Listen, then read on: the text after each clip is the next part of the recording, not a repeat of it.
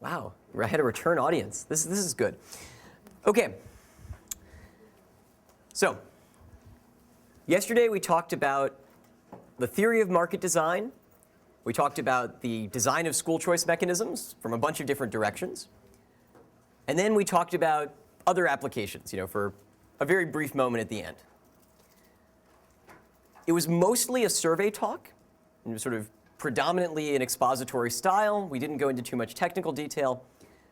Today, as I promised, we're going to do something that's a little bit different. So again, this is going to be a survey, but it's going to be a little bit more technical, because what we're going to do is we're going to go through a single research topic. We're going to follow this entire set of papers that have been written mostly in the last 3 years about trying to understand what all of this matching theory has to say about affirmative action.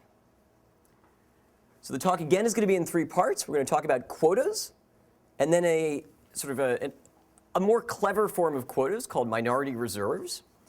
And then at the very end, I'll talk about some work that I've been doing very recently with Tayfun Sönmez that sort of generalizes all of this and lets you also embed things like financial aid options. And it's called matching with slot-specific priorities. And it will become clear once we get there where that terminology is coming from. But first, I just want to bring you back into the setting of school choice so you can remember where we were. These slides are going to look familiar. So the story: centralized assignment of K through 12 public school students. And the students are the strategic agents. So the schools have these completely exogenous priorities. And so it's the students, by which we really mean their parents, who are playing in the mechanisms. The seats are goods. Students only want one of them. And again, the mechanism is going to allocate students to seats via some centralized system.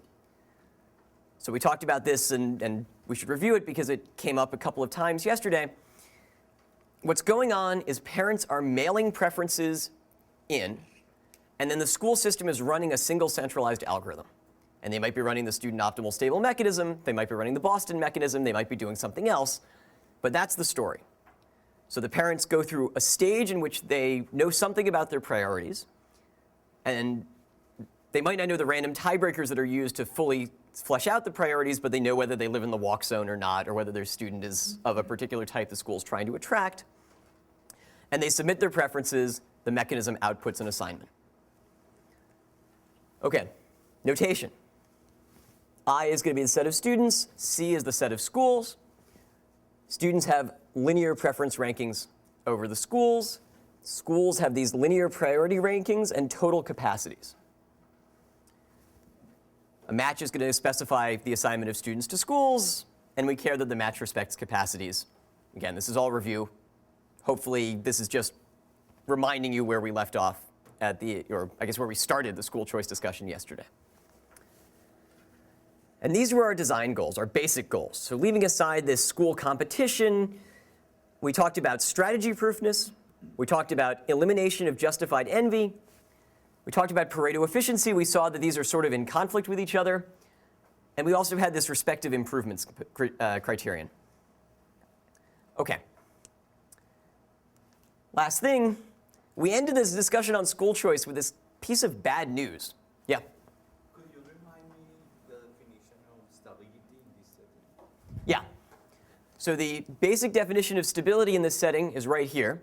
So if you envy someone else, so if you wish you could have the school they're assigned to, mu of j, then they must have a higher priority at mu of j than you. OK? And in fact, there's sort of an additional component, I suppose, which is also that that school had better not have open seats. Right? So if you want to move to a school that has open seats, you should just be allowed to move. So we'd better assign you to the best school you can have that has capacity to hold you. And then we're not going to let you trade at all with students. Or if you want to trade, it has to be ruled out by the student's priorities. OK? Stability. Everyone OK? We'll see 3 more slides that have definitions of stability on them today. So we'll have the opportunity to think about this again. But we'll see what stability looks like when you add different types of affirmative action constructions on top of the model. OK. And we ended with this story, where at least for a particular stylized model, no mechanism that we see used a lot, so neither the student optimal stable mechanism, which we like for a lot of reasons, or this Boston mechanism, which is used still in many places, although not nearly as many as it was before, none of them actually enable any choice for the students in the bad neighborhoods. You get stuck in the bad neighborhoods, and even top trading cycles, while it allows the students in the good neighborhoods to trade around, they still keep all of the bad students in the bad neighborhood in the bad neighborhood. So that's where we start thinking about other interventions. And so today, we're going to learn what matching theory has to say about these other interventions. If we want to do something that's going to explicitly favor students of some type, what can we do and what will it look like and what does it do to the stable outcomes? Can we do it in a way that's strategy-proof? Leaving aside, I suppose, the possibility that people might move to a bad neighborhood in order to get the bad neighborhood priority. What can we do with this problem? Okay, so now, as I said, we have 3 different parts. We're going to start with this quota component. But before we get into the technical detail, I want us to get on the same page about what affirmative action is. So I went and looked up some definitions. So affirmative action refers to positive steps aimed at increasing the inclusion of historically excluded groups in employment, education, that's our focus today, and business. They are intended to promote access for traditionally underrepresented through heightened outreach and efforts at inclusion. Okay? So we're getting the students from the bad neighborhoods or who've otherwise been underrepresented, low socioeconomic status, they're going to be the big one throughout most of the talk, and we're trying to promote access to them. So strategy proofness is a way to give them access to the mechanism, but if the mechanism itself is not something that's going to move them, you need to do something else, and that's going to be affirmative action. As an aside, the Stanford Encyclopedia of Philosophy, a nice neutral account, points out that affirmative action often generates intense controversy. There's been a little bit of controversy about this over time. Pompeii was also buried by a little lava. And because I really thought it would be fun to put Ron Paul on the board in front of Stephen, here's some of the controversy. James Webb, 40 years ago, as the United States experienced the civil rights movement, after a full generation, a plethora of government-enforced diversity policies have marginalized many white workers. The Civil Rights Act of 1964 gave the federal government unprecedented power. This is Ron Paul as the one opposition vote in the act to commemorate the 40-year anniversary of the Civil Rights Act of 1964. The result was a massive violation of the rights of private property and contract, which are the bedrocks of free society. Aren't we glad we have that to know? Okay. No, for sure. So there's clearly some repeated game. There's very serious repeated game stuff going on here, no question. But nevertheless, it's a great quote to pull out. And they do have it actually with about that much context on his website in his commentaries on affirmative action. I tried to only legitimately quote politicians who were legitimately opposed to this stuff. But the bottom line is there's a lot of disagreement about whether affirmative action is a good idea, but there's not very much disagreement about what it's actually supposed to do or what it's doing. Right? Both of these guys are opposed, but what they're opposed to is taking seats from people who they think really should have them and giving them to people who they think haven't earned them. Okay, so fact. The popular majority quota-based systems, where you set a quota for the majority students and say you can't have more than this number of the majorities at the school, actually don't work. So it's not necessarily the case that they will benefit all the minority students. They might, in fact, hurt all of the minorities.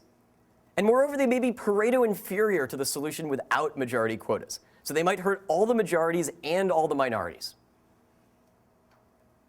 So we have people being very upset, because they feel like these slots are being given to the minorities, but if you do sort of a very simple implementation, which we'll formalize in a second, which lots and lots of places do, if you look through the lens of stable matching theory, you see that it might not even do what it's supposed to do.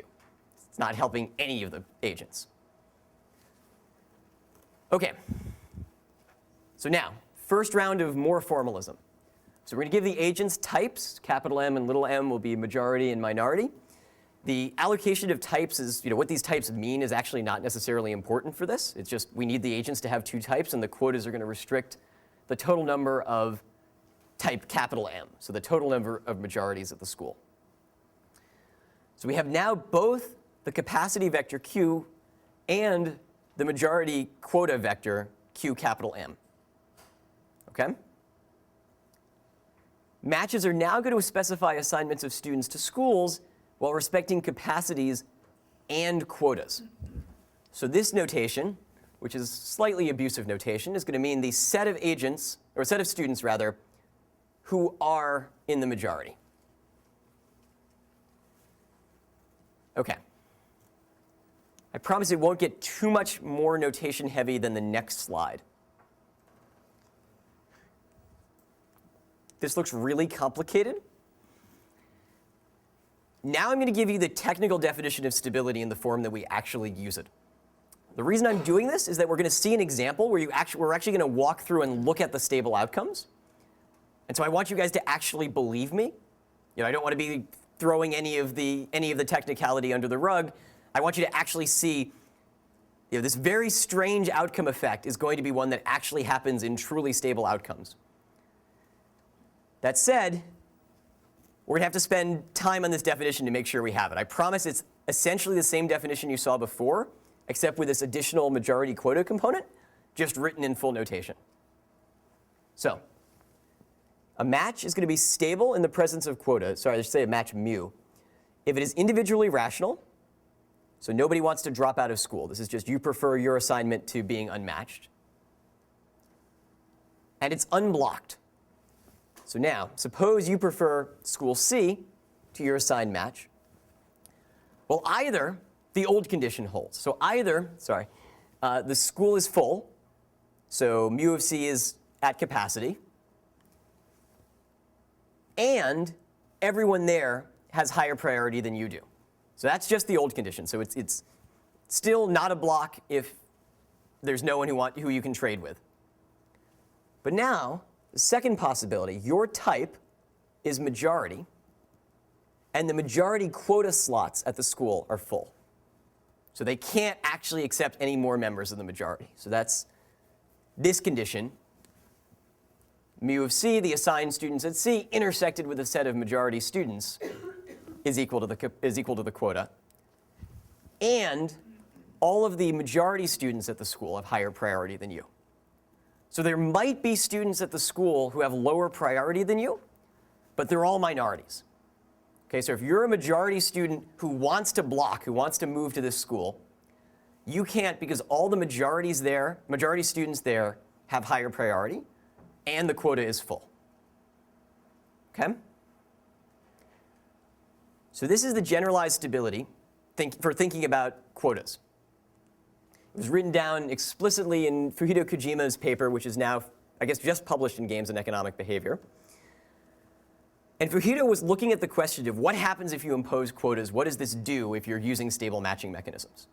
So you guys could naturally imagine a world in which we took the student optimal stable mechanism. In fact, at the very end, we'll see exactly how to do this, and add these quotas into the mix. And now we're going to run the student optimal stable mechanism in the presence of quotas. So it's going to keep filling the school it's going to keep filling the school, except now it's going to take some set of students. I can write on this board, right? Yesterday it had stuff on it, but OK. So here's your majority quota. When you hold your best acceptable set of students, you're now going to hold your best acceptable set of students up to this quota. And then down below it, you're going to hold your best acceptable set of minorities. Otherwise, exact same process. Yep. Is there a complementary statement for minority students that says all of the minority students have school at one goes now be better? So if you're a minority, you're just in this category for now, right? So we'll only let the minority block if there's a student to switch with. So if you have a higher priority than a majority student, you can switch with them no matter what. And if you have higher priority than a minority student, you can switch with them no matter what. Yeah? To clarify, you've made no assumptions outside of the fact that the students have accurate plus the students. So that there's no notion of having it be conditional on announcing what the rankings are as functions of observing the students. Correct. I've made no assumption other than the existence of a ranking and that every student has one of these two types. So I think so Brent's question,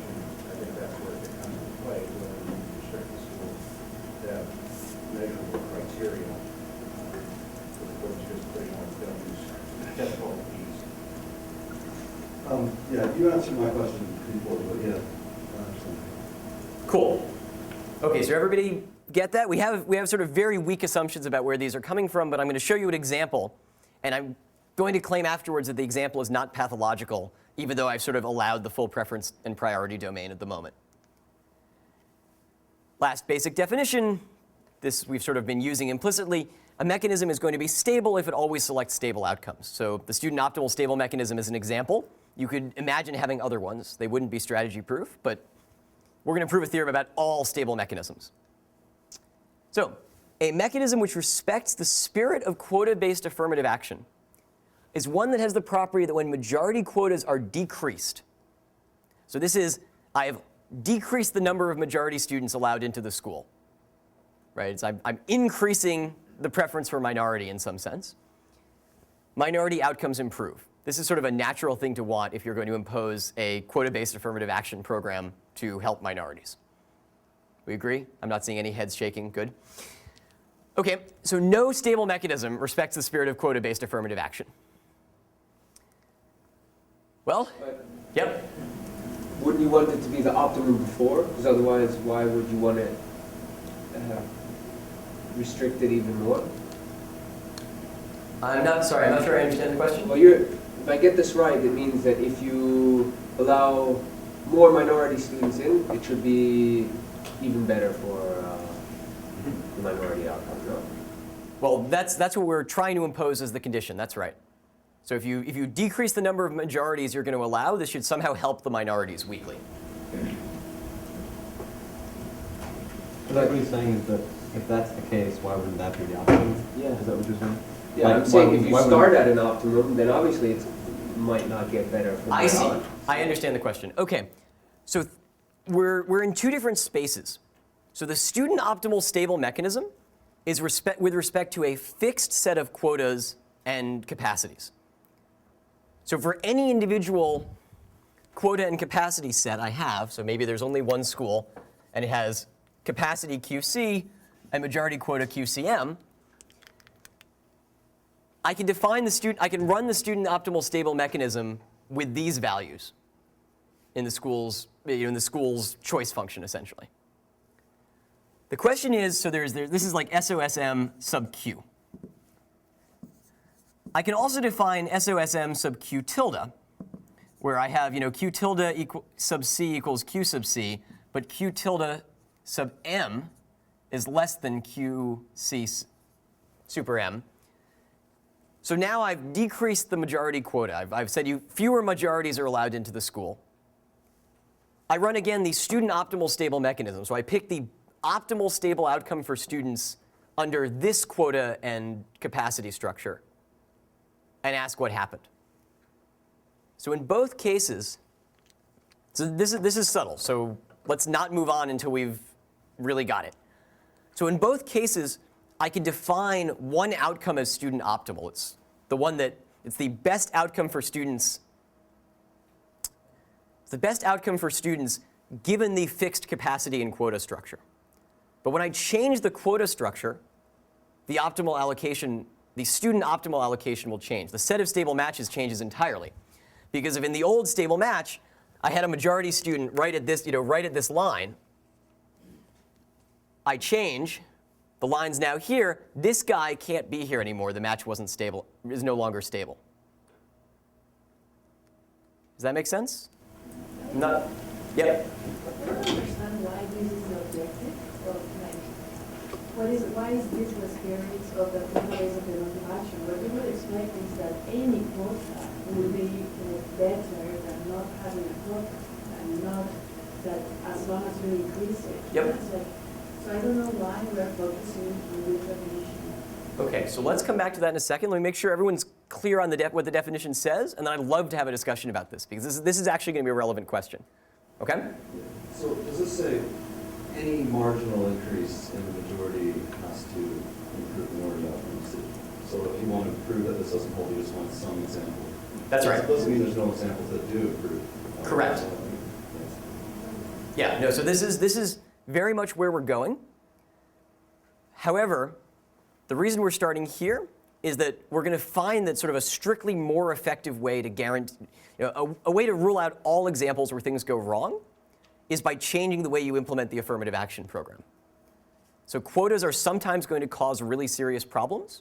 They're sometimes going to cause Pareto improvements. So it's actually also the case that quotas can sometimes remove some of the problems that we were seeing yesterday. So remember this impossibility theorem. Let's see if I can do this in, I probably can't do it in the same colors from yesterday. But we had this impossibility theorem where Stephen was showing up, kicking me out over to here, and then Jim was kicking Stephen out. So he was ending up over here, but the fact that he was kicking me out of this school was causing a problem. Well, suppose Stephen's in the majority and Jim and I are in the minority. Well, now if we impose a quota that stops Stephen from moving to this school, we've actually removed this Pareto inefficiency. He can never kick me out anymore. And so it will sometimes turn out to be the case that quotas can be Pareto improving as well. So what we're going to see is actually the effects of quotas are very uncertain.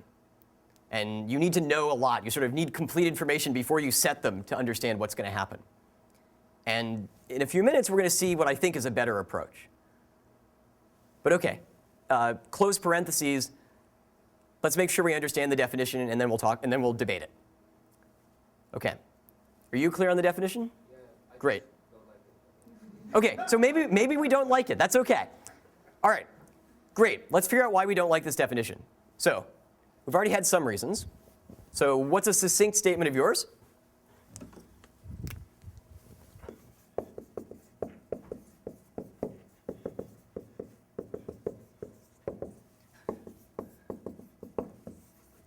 OK. So a succinct statement of yours. Let's see. So you're worried that really we care more about if you impose some quota, does that help? Not the adjustment within the quotas, right? OK, so we should only be thinking about 0, 1, if AA or no.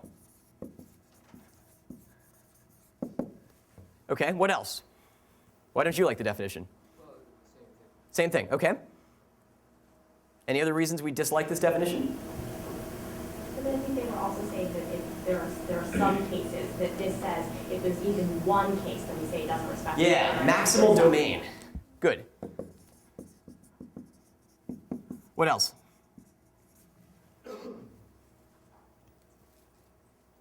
Those are the two? Stephen? Just to follow that up, there's no anti-discrimination restriction. There's no discrimination. Anti-discrimination restrictions on that. So clarify what you mean by that?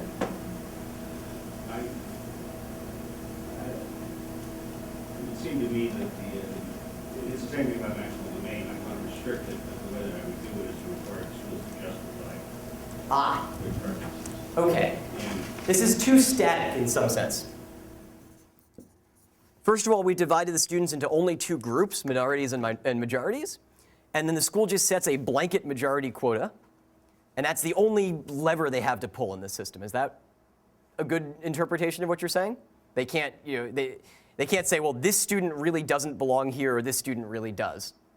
Or pare it down to majority students who get poor test scores or something like that. sort of, but in fact, it grants an initial observation. I would think that the schools would have to, there would be some observable measure that would justify their rank. So I'm a little bit confused. If a black student has a 1600 and the school says they prefer Sorry, I understand. Yeah, this is a really big one. We'll come back to this later in a lot of detail.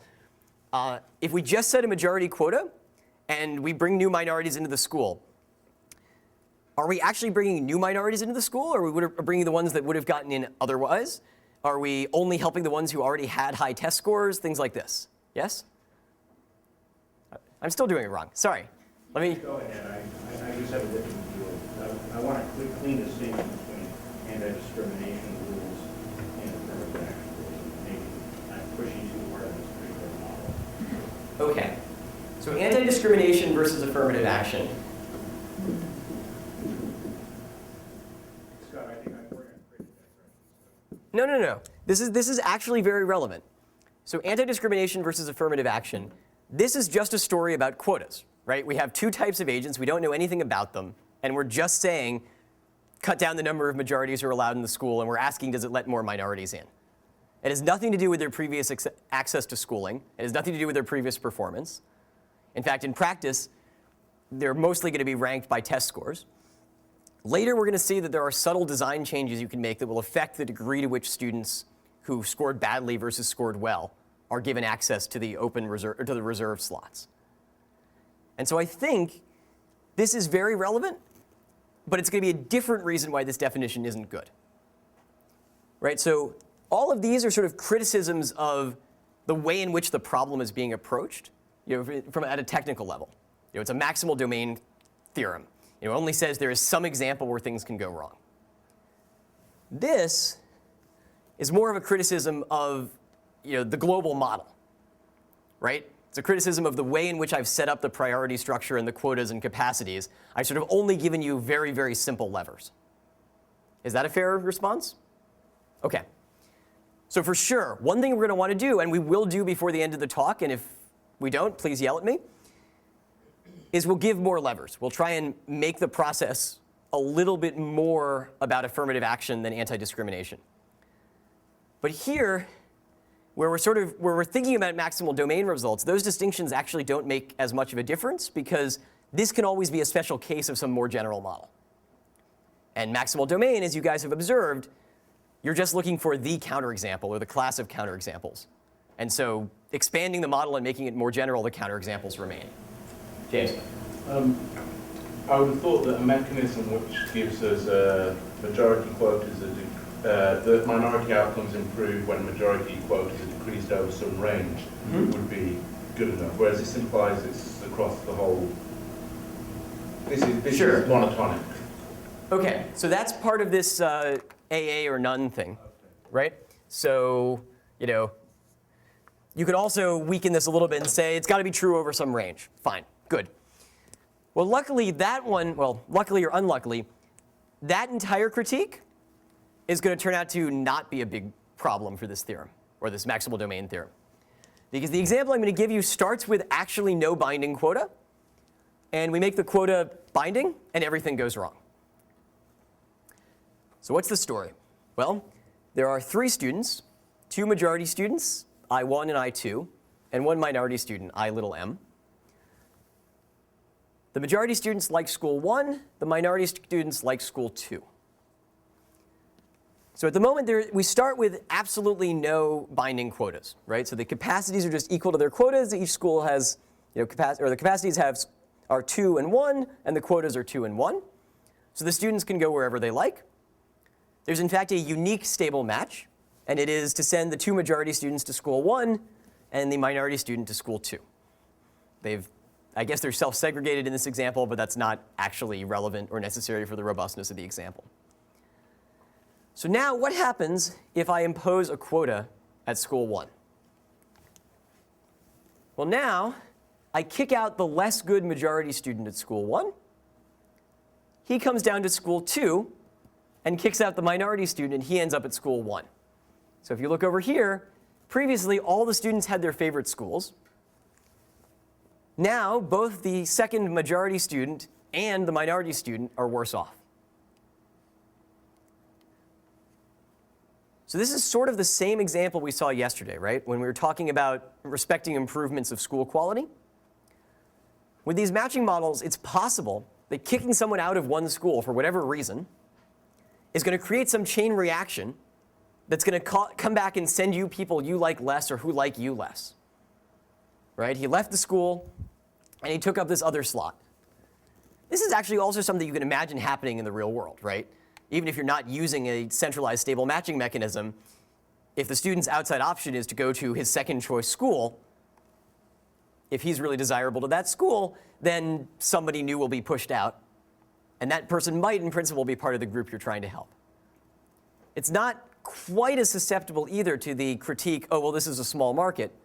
Because remember, here it's about agents of different types, right? So if their bottom student at this school at school 2 is likely to be a minority student, the majority student showing up and kicking someone out is kicking out a minority student. And even if they come up to fill school 1, maybe they're not nearly as happy there, for whatever reason. It could be something about school composition. It could be that they legitimately don't prefer it. It could be that it's too expensive to get there. I'm not going to take this too seriously because I think this is sort of a fairly stylized model for the issues that Stephen raised and others. But nevertheless, this sort of effect goes on when you do quota-based affirmative action in stable matching. Yeah? So, one thing that seemed very striking is that where we ended last time was the problem of here's this case where everyone agrees it refers to school, and that was supposed to motivate this example, but it seems like the problem here is that exactly what that doesn't apply. So that's right. So there's, well, yeah, that's right. There's no formal worst school in this setting. And if you have uniform, I think I put this theorem on one of the slides. If you have complete agreement over the ranking of schools, so if everyone likes a single school the best all the way down to the bottom, quota-based affirmative action should help. What actually happens, though, so there's a paper, Hafelir, Yenmez, and Yildirim, which we'll talk about in detail soon. They did a bunch of simulations with all sorts of different preference distribution draws. The answer on what's going on with the quotas is just it's extremely high variance. So it can be tremendously Pareto improving, and it can be tremendously Pareto inferior. And generally, it's, you know, not too good, or it's not too good for the minorities, and it's really bad for the majority students. So you're right. So this is not a perfect response. I'll get you in 1 second. This is not a perfect response to the critique that we came to yesterday. It's more an example of sort of one of the things that can happen with quotas. And I can't show you sort of a big market in real practice because we don't actually have any empirical data of something that looks like this. But simulations do suggest that this sort of effect and the related other problems, there are several others that Fujito goes through in his paper, don't quite go away. Yes? Yeah, so, I don't know, but it's my impression that this framework could be a little tricky because the whole issue of affirmative action is not like match everybody when they want to go.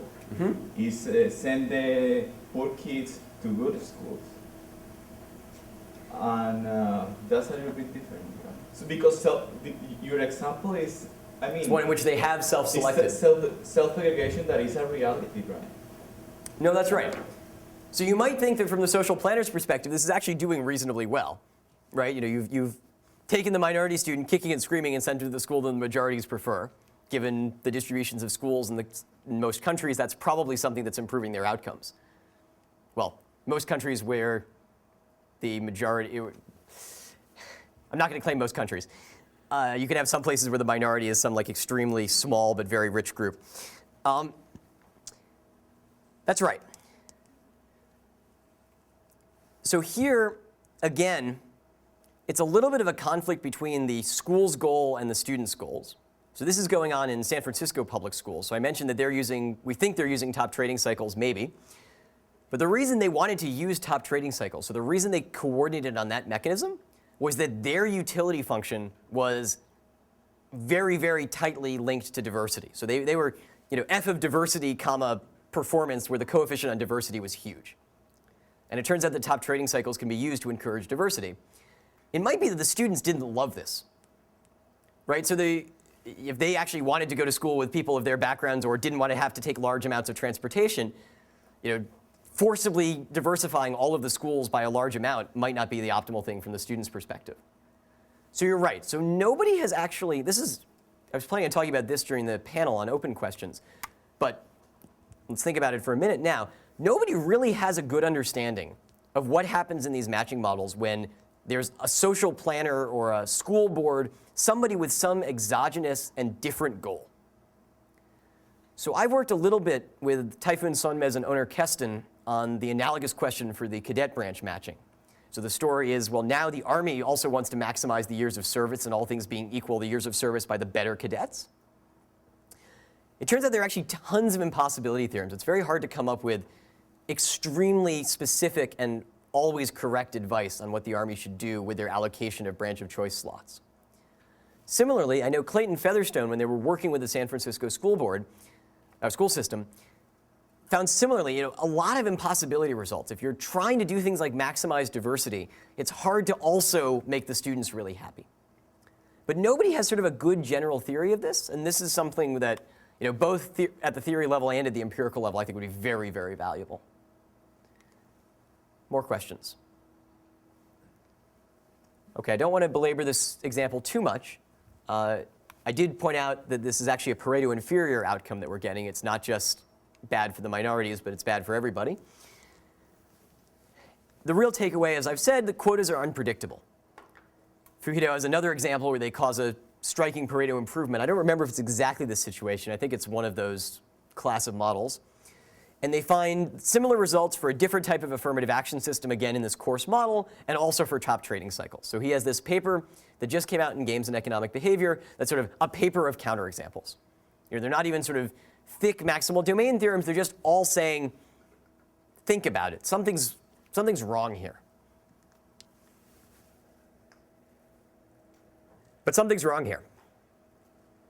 You guys have sort of already gotten to it, right? It's that the minority students are being forced to go to the good school. So what's happening? So this is where the minority is going. He's going to school 1. We changed the quota. What we did is we kicked a majority student out of school 1. What's weird about this?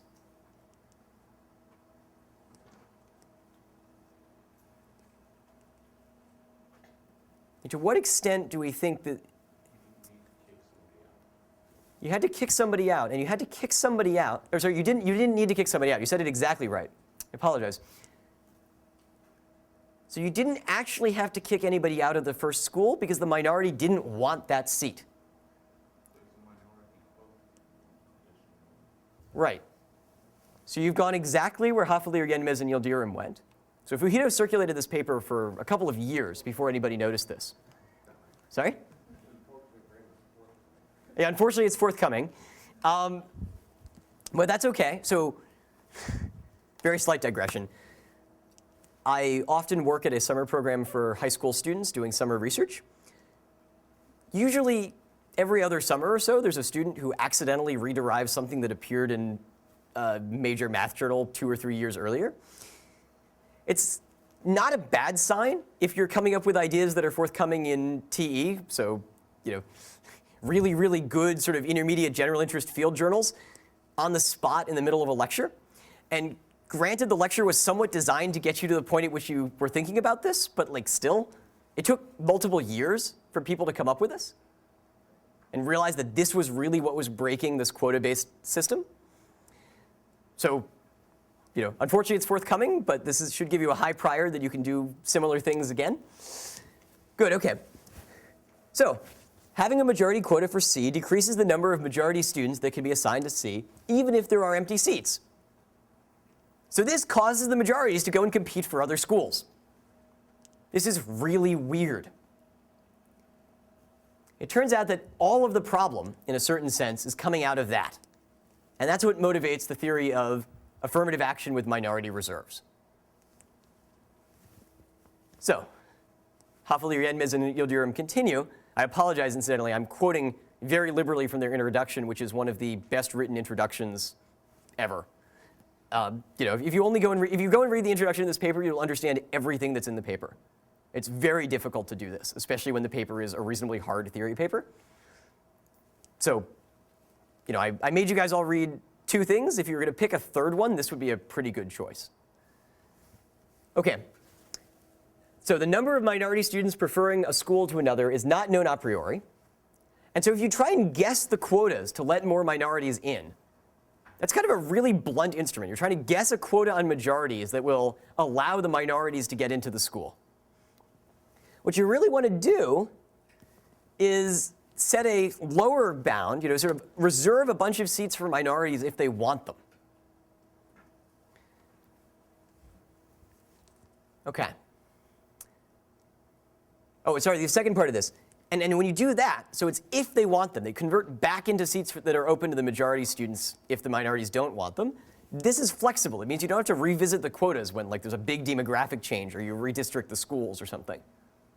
If you have some story, this is the number of minority students I want to give access a priori, that's good. So now we can build out this model a little bit. So previously we had majority quotas and we had to respect them. Now we're going to have minority reserves. So quotas and reserves. And what's the natural relationship going to be basically everywhere we talk about them? Well, so here's the quota. So we said no more than these can be majority. Well, that means I wanted these to be available to the minority. So this is 0 and this is q sub little c. So the reserve, r sub c super m, is going to be q sub c minus q sub c. Sorry, this is supposed to be a little m. It's really unfortunate that m's look basically the same written on the board. The reserve for the minorities is going to be the total capacity minus the original quota we were trying to set. And this is actually, we're going to see, going to completely fix the problem we just observed. OK, one more stability definition. Getting a little bit more complicated, we have another component of the definition. Individual rationality, same as it's been throughout. Unblockedness, so now we really have to look and see what's going on. So first of all, the capacity is full. So you can always block just by moving to a school that has an empty seat that you want. So we'll assume that, if there's a block, it has to involve a school where the capacity is full. So we're going to rule out, as before, the possibility that minorities want to move in and have higher priority than somebody. Right? So if you're a minority and you want to move in, so you prefer school C to your assigned match, it had better be the case that everyone at the school has higher priority than you. So now how about these majorities? So before, remember, we had this condition that said the majorities had to could only want slots if their quota was not full, or if their quota was matched and they had higher priority than somebody who's already there who's a majority. Well, now we have to sort of take that component apart. So you're a majority, the reserve slots are full, and you have higher priority, and then everyone had better have higher priority than you. Or the reserve slots are not full, and all the majority students there had better have higher priority than you. So if the reserve slots are not full, we're going to let any minority who wants to come in take it. If the reserve slots are full, it's basically back to our standard stability. You're just competing now over these slots, the non-reserves, and so people can only take them if they have higher priority than the people currently assigned. Okay? It's kind of the timing though, because if this is an equilibrium outcome, the reserve spots I should be able to take it. Right. This is a solution concept. So you're right. This is completely right. So that whether the reserve slots are full or not is going to be determined in the outcome. It's a component of the equilibrium. This means that we're not at an equilibrium if these conditions aren't satisfied. So if somebody wants to move in, if they're a majority student and the reserves are full, then it's like before. They're just trying to take any slot they can get their hands on. If the reserves are not full, we're not going to let majority students in unless they have higher priority than one of the other majorities. But we will let minority students in if they have high enough priority. So if there's someone at the school they have higher priority than. And you're right. So whether the reserves are actually filled is going to be determined endogenously. Does that answer your question? Not sure. If it's the best school, it should be full, it seems to me. Right. So that's the second feature. These reserves are not going to be, are all going to be filled for the really good schools. So it's not going to be binding there, assuming there's sort of agreement on which schools are good and so forth. Well, suppose that for whatever reason the preferences are different between the minority and the majority students. Mm-hmm. So all the majority students want to go to A, but all the other ones want to go somewhere else. Then you can have empty seats at the school all the majority of kids want to go to. Correct. You can have empty reserve seats at the school all the majority kids want to go to. That's true. But what we're not going to do is force the majority students to, we're going to force them out of the school they want to go to and have them kick out minorities from the school the minorities want to go to.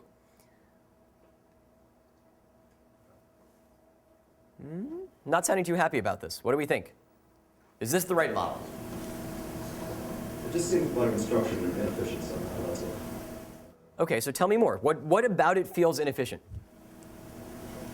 Well, I mean, suppose I want to go to Harvard and they have seats, but I can't go, and there's no minority students who want to take those seats, but I still can't take it. Just students on. So here, no. So here, you're going to be allowed to take those seats. The reserves convert into seats that are open to the minorities if the to majorities if the minorities don't want them. Yeah, so that's why in that in equilibrium, you're not going to have these empty things on the side. Oh, they're not going to be empty seats. That's right. They might be not occupied by minorities in equilibrium. Okay, that's the question. Okay, sorry. Everyone clear on how this works? Cool. Okay. Switching from quotas to reserves behaves exactly as we've been predicting. So for any match stable under the quota system, there is a match that's stable under the reserve system. That's a Pareto improvement. So either the old match remains stable, or I can do some iterative process of moving the majorities back to the seats that they were being forced out of and improve for everybody. Minority students never Pareto prefer the student optimal stable outcome without affirmative action to the one with minority reserves. So unlike in the quota system where you can actually make all the minorities worse off by imposing quotas, you can never make them all worse off by imposing reserves. And under natural conditions, one of them is uniform agreement over the school qualities. One of them is one of these sort of bad neighborhood assumptions. You can show that minority students Pareto prefer having reserves to not having affirmative action. So one of these is it's never Pareto inferior. The other is under natural conditions it's Pareto superior for the minorities. And then you can do the same thing, and we won't go into this in too much detail, but they do a lot of the same exercises with top trading cycles, and the results are slightly weaker, but generally about the same. So, looking at stable matches lets us see that quotas are weird. Right? These are two things which both sound, and in fact, in the policy discourse, they'd probably both be called quotas. But there's a huge amount of subtlety in the way you impose the quota in your matching system. Right? And I think a lot of that subtlety will carry over to decentralized matching as well. None of this is stuff you can really talk about without some notion of the formal theory. Right, so remember I had this like long theory, practice, well, somewhat long, it was half of the slide width, I guess. Theory, practice, and evaluation. It's really hard to do this evaluation without knowing what you're looking for, and the theory is what helped us understand what to look for. It's kind of weird, though. I mean, this school choice literature had been going on for maybe, I don't know, half a decade, 7 years, something like that, before people started looking at these questions. So there was a lot of this, first order foundational stuff. I mean, this entire school choice literature is new. It's really about 12 years old at this point at most. But you can still, just at the level of defining things, there's interesting research to be done. Trying to understand how the definitions interact with the mechanisms, because one day someone is going to say, in fact, they're going to do it without market designers' help. So soon we'll see what Chicago's been doing for the past couple of years. One day someone's going to say, I want to design an affirmative action system within the stable matching framework, or within something that's like the Boston mechanism, or within whatever my current centralized system is. This goes on all the time. It turns out that the way you design it actually has really subtle implications for the outcomes. I mentioned that they did some simulations. The result, reserves improve minority welfare. Well, we sort of knew that, but it turns out to be, again, a reasonably large number. They can hurt majorities, not terribly surprising. The minority reserves mechanism, significantly, and I shortened it on the slide, but they have a very nice sentence about the way in which this Pareto dominates the quota-based system. Basically, quotas are extremely volatile and can hurt majorities a ton while hurting minorities. These reserves are much, much less volatile, and they're always helping the minority. So they have a basic leg up over the quotas just at that stage.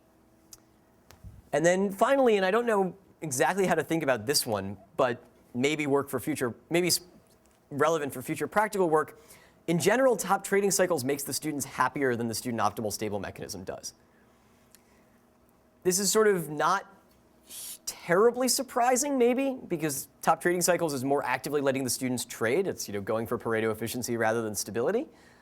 But still, I don't know how to think about that yet. We don't, and in greater sense, we know a lot about how the stable outcomes relate to the equilibria of Boston. We don't terribly know how top trading cycles fits in this mix to the same degree, and it hasn't been as relevant for applications because very few school boards are using top trading cycles. But we could easily imagine them being used, and so it's worth thinking about. Yeah? So, when we talk about stable outcomes, yes, we're really talking about,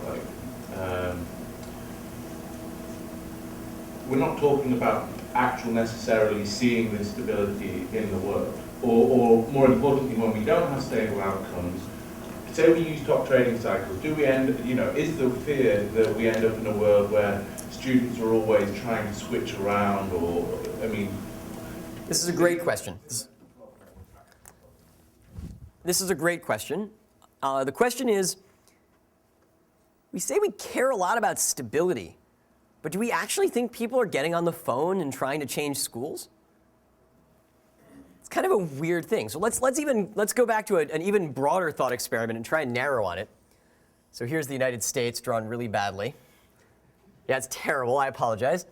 Okay, so here, suppose we had a matching mechanism which, assigned someone over here, to Maryland. It's a hospital in Maryland, and there's really a hospital far out on the northwest coast, or better, up here in Alaska, that they would prefer them. Well, maybe they have really heterogeneous preferences, so they call the guys in Alaska and say, really? If someone else wanted to go to Alaska?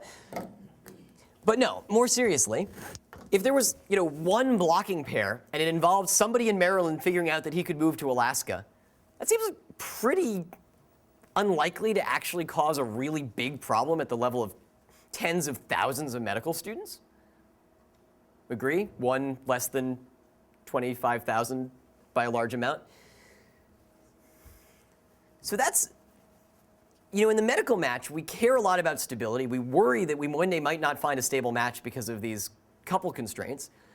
And yet in practice, if the instabilities are sufficiently sparse, maybe it's not a huge deal. The problem there is that we think the instabilities aren't that sparse. We think that there are sort of specific places that people are more likely to call. Everyone's going to call Mass General. But okay, fine, you could build that in. There's actually a computer science paper that was circulated about 2.5 years ago. I think it was published in the Proceedings of the Workshop on Internet and Network Economics, if you're curious, that said, well, okay, let's assume there's some underlying network.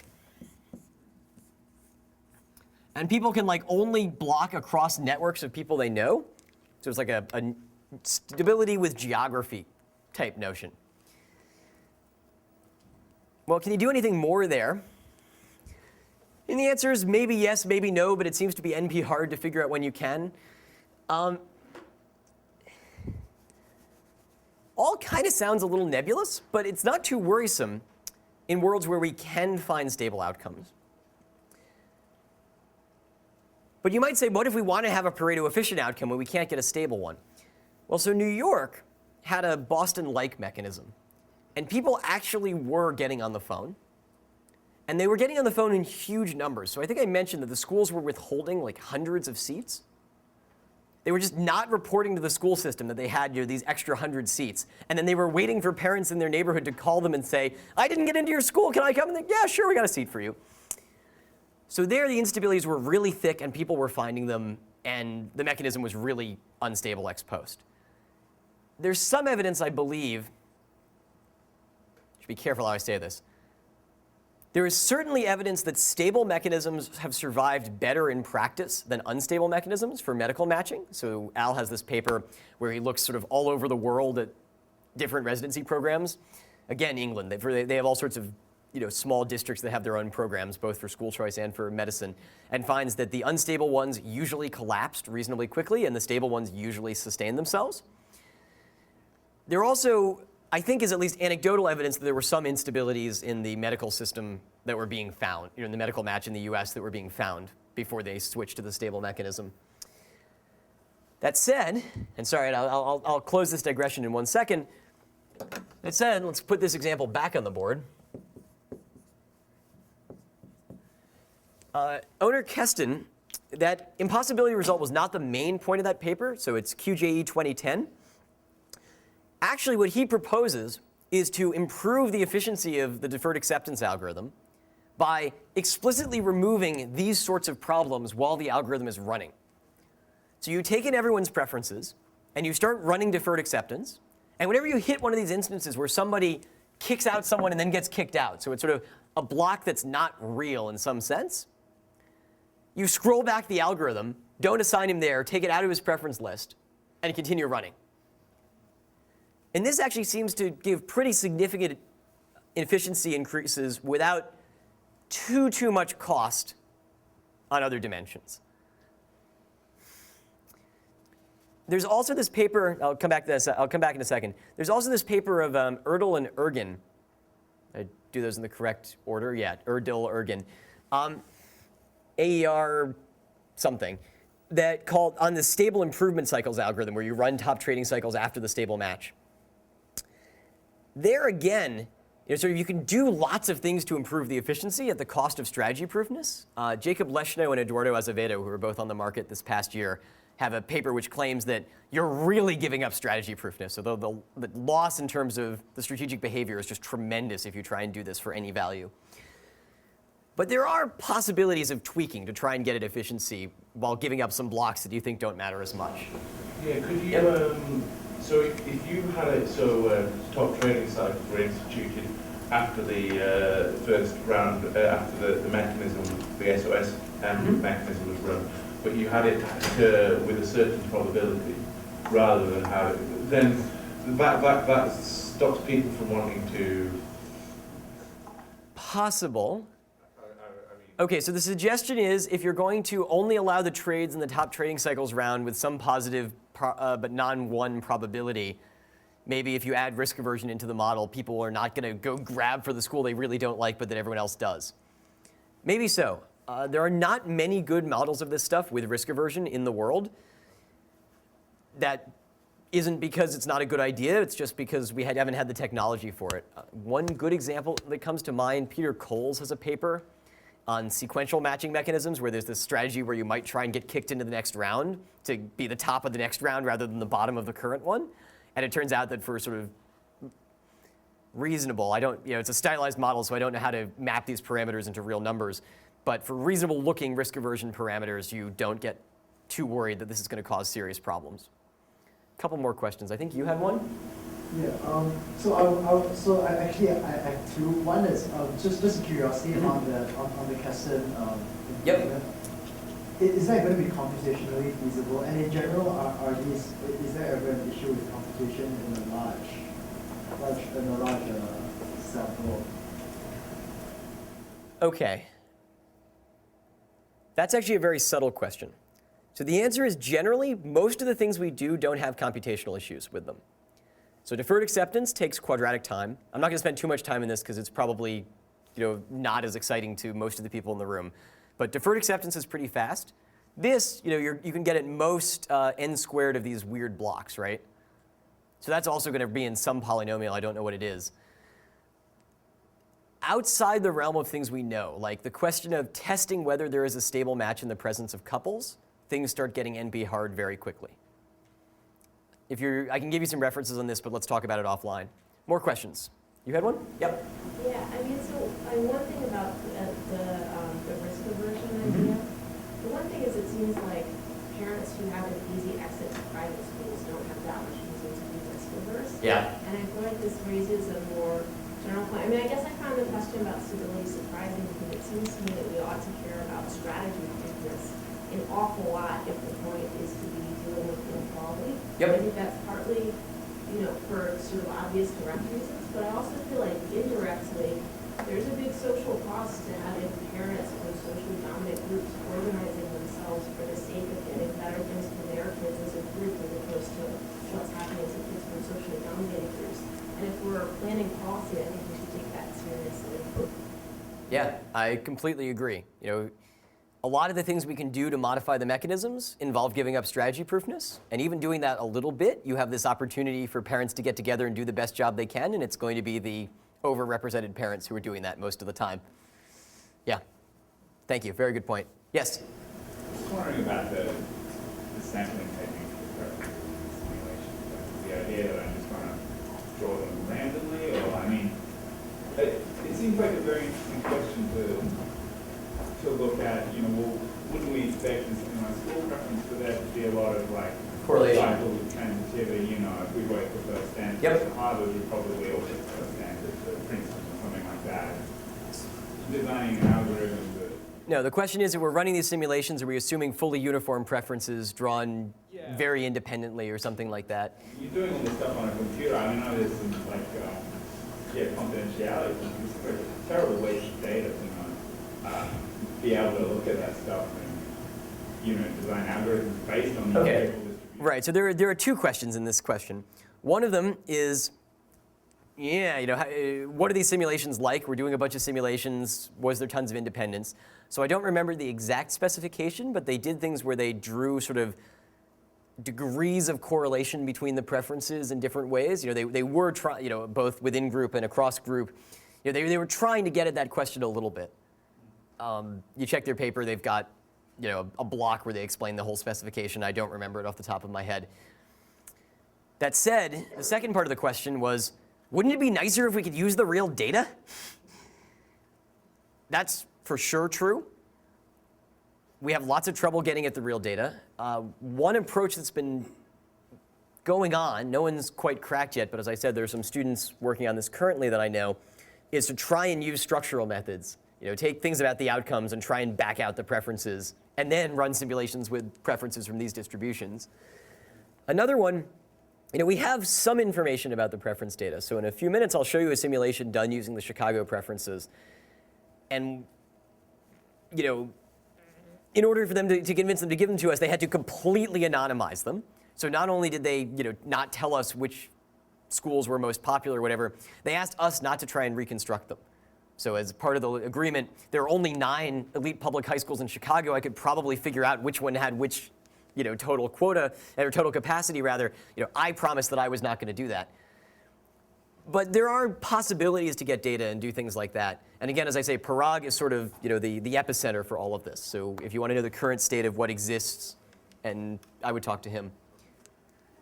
Yeah, please. I'm wondering about information. Yes. And I'm thinking, okay, we can have these reserves, but if these parents and students aren't sophisticated as the other parents and don't know. I mean, when we're talking about school districts, it's kind of like not to know about what school. So I'm thinking about broader applications. If I don't know about your program, no, I'm not going to want to apply. So how does this model, or does it? That's huge. Okay, that's totally huge. So outside of every model we've outside of every model we've talked about, this also is a major open question. A piece of practice is explaining the mechanisms to the participants. Right, so the doctors in the residency match, some of them get confused. So the hospitals have only one strategic lever they can really pull against the doctors, which is trying to lie to them about what the mechanism does. And believe me, there are hospitals that do this. They say, you should rank, the way this mechanism works is you should rank us first on your preference relation. And I would teach seminars to some of the Harvard Medical School students. Like, these are very smart guys, guys and girls, men and women. I don't know what the correct, these are very smart people. These are very smart people. These are people who, one day I suspect I will hope to have as my surgeons, should I need them. And it took 3 explanations to really make it clear to them the way in which the hospitals were trying to manipulate them. Meanwhile, we send tons of literature. It's all public. Al has worked very hard, and Elliot Parenson, to explain to people what they should do. Similarly, in school choice settings, if you have parents who don't really understand how the system works or what opportunities exist in the system, I'll come back in a second,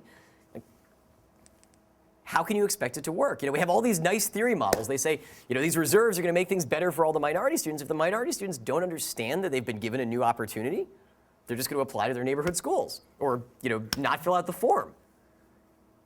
This is a huge area that nobody's really figured out how to grip, right? It's almost an area of entrepreneurship, right? It's not so much the thing you would write an economics paper about, although I think there are some, especially for those of you who are interested in the behavioral components, but just how to make it clear to people that a new mechanism that's been designed with an eye towards helping them actually will, if they do something reasonable, like reveal your preferences truthfully, play the easiest possible strategy. It's hard. And we don't know too much about it. We're very lucky every so often somebody coming out of a business school program decides that this is what they want to do, and there are some startups and or sort of consortia that have been built around them. And again, we're also lucky sometimes PhD economists do this. This is something you guys could all consider doing as well. Although my guess is a lot of you expect and plan to be mostly academics. But it's huge. If you can't take theory into practice at the level of explaining to the participants what's going to happen, the theory hasn't added anything. Okay? This is really important. Whenever you're thinking about doing engineering, you have to think about every single component of the thing you're building. And one of them in these settings are the participants. Okay? Yeah. So one thing I would kind of also connect to what is that I think we should also think about what incentives the school has to prevent solutions from study. Yep. So let's say we're like in the first quota list model. We have quotas, so we can't really get more majority students in anyway, and we think that they're going to select anyway. So we're going to advertise to the minority students to get to that. Yep. If our preference is to get to that from the school perspective. But then the other system obviously has very different incentives, right? If you have to. Yeah, that's right. Okay, so did everyone get this? So the idea is that quotas might actually put slightly better advertising incentives on the schools than these reserves do. So they might actually go on and kind of try to attract the minority students, whereas like the reserve seats you would have an incentive to actually tell them that they have to prevent. So one place. You have, yeah. I mean, no, if you have, sorry, I didn't mean to cut you off. Well, I mean, unless you think that they are bad or you want them, but yeah, I guess then it wouldn't be binding. Right, so a big thing that the change in the way we've conceptualized our higher education system has done, the move towards mostly socioeconomic affirmative action, and before that, the move towards affirmative action in general, it's caused admissions officers to go out and talk to people they would never have talked to before. Right, that's an incredible way to provide access. Changing the set of people who get applications in the mail. Even if they just, someone fills out an application with probability P, conditional on receiving it, even if P varies across groups, if they never receive it, probability is 0. This is huge. This is also something I think we don't understand very well, sort of how these things interplay with the real world behavioral not in the behavioral biasy sense, but the sociological, essentially, factors that go into these admissions pools. Yes? Oh, I don't know. Well, it seems to me that all this has to do with the fact that you are placing so much weight in efficiency in terms of, defining outcome just as if the individual get to realize their preference. You define outcome just in terms of I can go where I suppose to want to go. Mm-hmm. But it will be better, I think, if you thinking outcome in terms of more wider range of things. Like, for example, in the example that you gave, it seems that the society could be better because the outcome in terms of grade of all 3 students can be better. Right. So the question again. So you talked about this earlier, and I promise we're about to get there. I think it's 2 slides away maybe. Although I'm not going to satisfy either you or Stephen to the degree that you guys would like.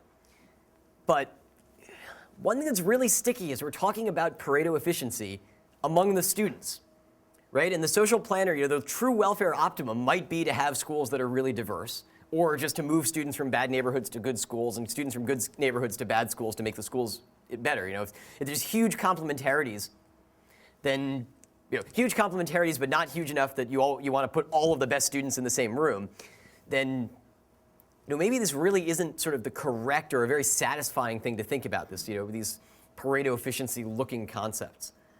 Yes. Another thing is that the school can also just across other matters, suppose that say you're Harvard at the same time simultaneously decide how many scholarships you can have. Yep. So you can easily see how it will produce very different levels. Okay, so I am literally going to transition on that note because you're exactly right. And that is essentially the topic of the remainder of the talk. So, I'd be remiss if I didn't point out that there were several other of these affirmative action type problems or methods that are floating around. One of them is regional quotas. So Japan has tried to distribute doctors all over the country and force them into rural hospitals that they might not want to go to. This is sort of a mixed quota system. It's like a mixture between these quotas and reserves. And Fujito Kojima and Yuichiro Kamada have an interesting paper on this. Again, not a be-all, end-all, we think, but a very good step. Complex constraints. So Alex Westkamp has a paper about the German admission systems, where he generalizes the Hafelier et al. Structure and sort of shows that you can build sort of a much more general framework around it. And then Typhoon and I have a paper, and this is what I'm going to spend most of the remainder talking about, that sort of tries to ask the question of how general can you go? How many different components of these constraints can you allow? Can you add financial aid? Can you try and add something that looks like having some slots that are reserved, some that are quotas, some that encourage people of different, that are open to people only if others are taken by other students? Sort of how many of these different levers can you pull at once? And it's going to have an empirical component. So I promise the Chicago data, it's one of the only times I know of where we actually have the preference data and can work with it directly. So minority reserves, we pass to a model of what we're going to call slot-specific priorities. So we're actually going to disaggregate from these blocks. We're going to disaggregate down to the individual seat level. And I'll show you how that's going to work. Quick notes. People are laughing already. I haven't. There's a pause on your slide. Oh. It's a stage correction. Right. By the way, those of you who use Beamer in your slides, /pause, very, very useful. It's how I do most of my overlays. Anyhow, so quick note. This component, so it's the last 40 minutes or so, is going to be more like a mini research seminar. So I'm trying to show you a complete area of research, and we're fighting about it, right? We don't think that any of this stuff has gotten it quite right, and I'm not going to promise that I have either. In fact, I certainly will not promise you that I've gotten it quite right. I wanted to show you guys what work in this area looks like today. This is why we've been looking at now sort of this very, very recent set of things on affirmative action. As an aside, it's also extremely relevant to inequality. So I'm showing you research on market design that is relevant to inequality that's being done right now. It's going to have some corners, possibly. Please, if we spend all of the time arguing about the basic definitions, that's great. Okay? You guys should be thinking about this now and evaluating it from the perspective not of people who are learning what's been done in market design, but seeing what is being done right now and thinking critically about it at the level you've been thinking about Fujito and Hafelier et al. All day, the past hour and 15 minutes. Okay? Second note, and for this one I apologize.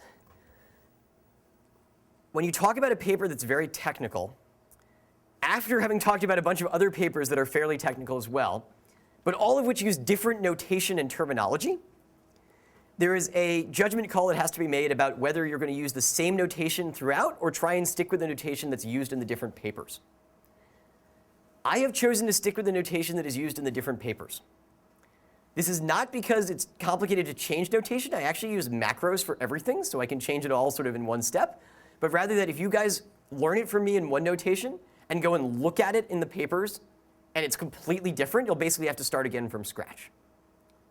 So I apologize tremendously for a couple of different reasons, which I'll point to as we get there, the notation is going to be different, somewhat the same, but different in some very crucial places that I'll point out, and the terminology will change slightly.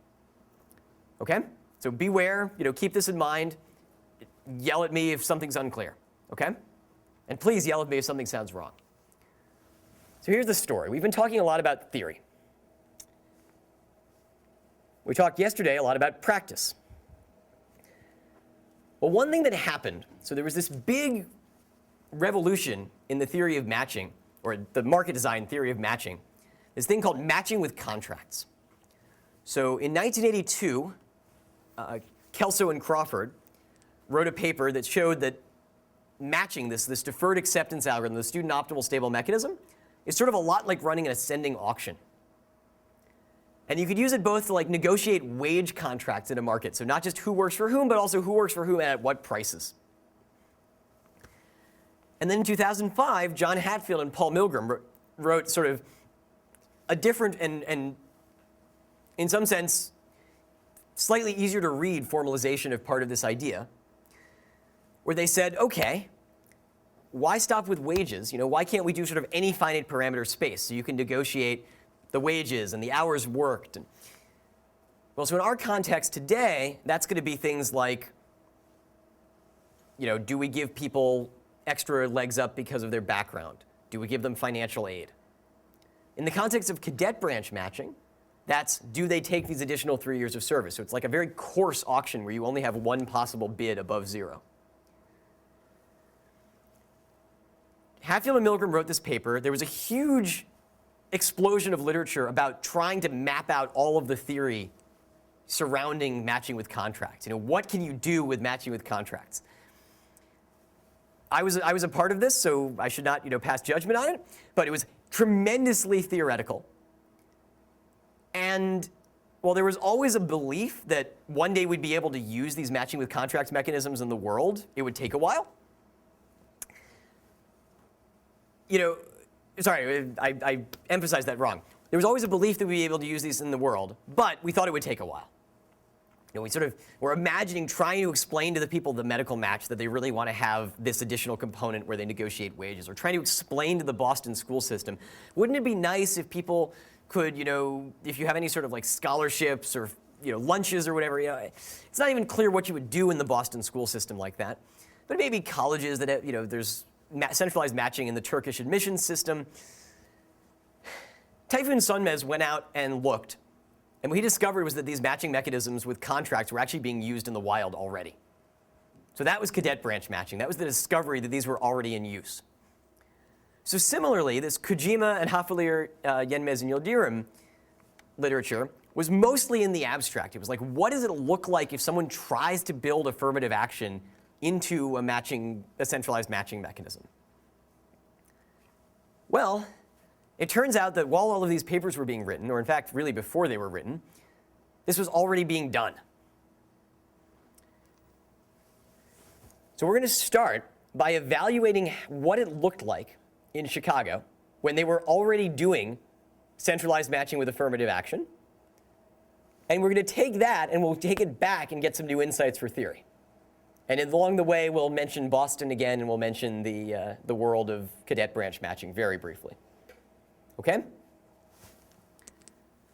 So what's actually going on in Chicago? What did I not tell you guys yesterday? Sorry. I oversimplified one thing tremendously, and it's in fact oversimplified in Tayfun and Parag's paper. So in the elite public high school match, this is the one where they got rid of the Boston mechanism midstream. 15% of the slots at each school are reserved for each of one of 4 different socioeconomic classes, which for some inexplicable reason are numbered 4 through 1, with 4 being the richest and 1 being the poorest. So the tier 1 students are the poorest students.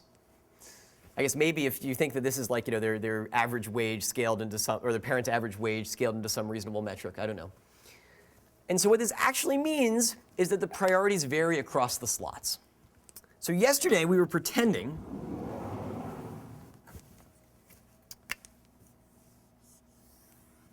that within school priorities, look the same for every slot. So it might be that the priority structure oh gosh, so there are two different bar diagrams. So it might be that the priority structure, say, gives priority for walk zone, so walk, no walk, but every slot in the school has the same priority. Okay? So the students' priorities vary, but for every possible seat, they're all the same. So within school, there are no differences in priorities across the seats. Cadet branch matching said, no, wait. We want 25% branch of choice. So there's one priority order that fills all of these, and there's a different one for these that accepts these additional years of service contracts, okay? Well, it turns out that in Chicago, there were actually 5 different types of slots. There were open slots, and then type 4 reserves, type 3 reserves, type 2 reserves, and type 1 reserves. But that's a little problematic because running the deferred acceptance algorithm, or the standard student optimal stable mechanism, assumes, and in fact requires, that the priorities are the same within schools. So they can vary across schools, but they have to be the same within schools. So what did they do? Chicago was urgent midstream change. We're getting rid of the Boston mechanism. We're switching, we got to do it right now. What's the easiest thing to do? We'll just cut the school into 5 pieces. So they cut the school into 5 sub-schools. Did I do that right? Yeah. They're not in the right proportions, but you get the idea. They cut the school into sub-schools. Good. They cut the school into sub-schools, and they make assumptions about which ones are filled first. Well, why do they have to make assumptions about which ones are filled first? Well, the students are actually completely indifferent about which sub-school they go to, right? These are fake constructions just for the algorithm. So they just apply, they rank schools. But the other thing these algorithms require is strict preferences. So we have to somehow break those indifferences and give the students strict preferences over sub-schools. And what they do is they assume that the open slots, the open sub-schools are filled before the reserved sub-schools. So it actually goes open, then 4, then 3, then 2, then 1. Okay? So that's what it looks like. You start with a bunch of seats that are just scored by test score. So the global priorities come out of test scores. And then you have a set that are reserved for tier 4 students, and within tier are ranked by test score, and so forth. But now, let's be inequality scholars. What do we know about minorities? It's on the board. Systematically lower test scores. And what else do we know? Well, this is a fact. You wouldn't necessarily guess this, but these are really elite college prep schools. So they are 4 times oversubscribed. There are essentially 4 applications for every 1 seat. So Chicago made this very ad hoc decision. They just broke the sub-schools and said, we're going to fill the open ones before the reserved ones. Kind of sounds like a random change, right? There's nothing particularly significant about this at first glance. As an aside, they didn't have any particular reason to believe from sort of anything we knew at the time that this was a good design idea, right? They were trying to copy what was working in Boston and New York, and they just sort of copied it directly but added the affirmative action component. In principle, it could have been that doing this cutting system could cause problems for strategy proofness. There was no theory that would support, there's nothing that would support that hypothesis, but there's also nothing that would refute it. It turns out, and one of the things we do in this paper is we show that there's no problem. The mechanism is still stable and strategy proof. But this ordering choice is actually extremely non-trivial. Well, why is that? Well, let's think about it. So consider this very extreme counterfactual where I put all the open slots at the bottom. What is that like? Well, the minorities have systematically low test scores. So here, the highest scoring minorities, so the highest scoring of the poorest students, compete first for open slots, and maybe they get some. So then by the time you get down here to the reserves, it's the low scoring minorities who take the reserve slots. So I'm seeing nodding. You guys are probably already guessing where we're going here. Well, now if the highest scoring minorities take the reserve slots, it's actually the low scoring ones you leave to compete for the open slots at the bottom. Yeah, it doesn't sound too good, does it? So if you want to make it as good for minorities as possible, you should put the open one just before the minorities. So 4, 3, 2, open, then 1. You strip all the high grade out, so the minorities have an advantage when competing for the open slots as well. So, oh, I see. Yeah. So you put right. So you do 4, 3, 2, open 1. Yes, we think that would be right. So there's a little bit of a subtlety here. Again, you have this weird small market effect where when you kick people out of one school, you can make the same type, you can make them move to other schools and hurt people. So we think in large enough markets, that's exactly right. Can you repeat that? Yeah. Sure, sorry. So the suggestion was, if we want to do the thing that's best for the minorities, we'd like to clear, get all the boys off the street first. So get rid of the high-scoring tier 4, 3, 2s, and 3s and 2s, then have the open slots, and then have the reserve slots. So sort of give the minorities as much of a leg up as possible. Peel off the people who are competing with them for the open slots, give them a shot at the open slots, and then give those who couldn't take the open slots the reserve slots. That's the suggestion. That would depend on the fraction of minorities in terms of where you put them. Yes, you need to know a lot about the distributions to know fine-grained things like that.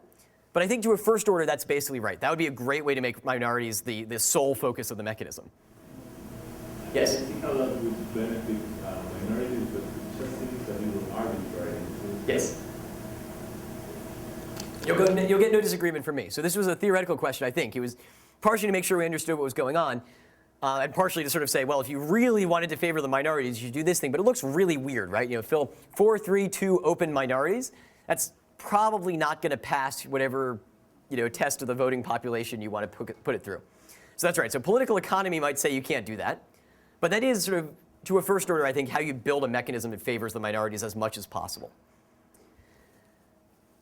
But okay, so we have these large market intuitions that suggest it's probably going to be the case that moving these open slots to the bottom makes the minorities worse off. They don't give us any magnitudes. They don't tell us how large the market needs to be. We know in sort of sufficiently small markets that this actually might be wrong. It might be that moving the open slots to the bottom could help the minorities somehow, just like in the quota story. So we got the Chicago data, and we computed the answer. So one footnote is that, remember, the Chicago mechanism has these truncations imposed, so it's not actually completely strategy proof.